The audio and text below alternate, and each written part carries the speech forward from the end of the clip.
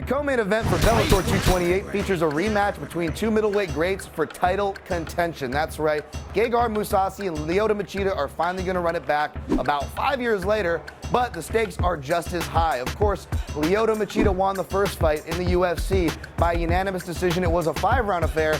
This one just a 3-round affair. Mousasi is coming off his title loss. He lost the middleweight title to Lyoto earlier this year, whereas Lyoto Machida has been back on track. He's got wins at middleweight against Carvalho. He had a cup of coffee at light heavyweight against Chael Sonnen, and now he's back down at middleweight for some business. You know he has his eye set on getting the gold after this. Will he get it?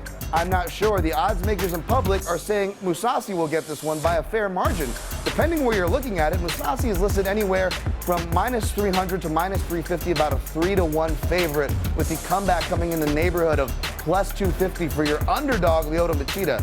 I don't like picking against guys or seeing guys as the underdog when they won the first time, but that first fight was one of Mousasi's first fights in the UFC. It was a 5-round fight. It was in Machida's prime when he was making his run toward the title in the UFC middleweight division, albeit he didn't get it. He was still looking great in that form.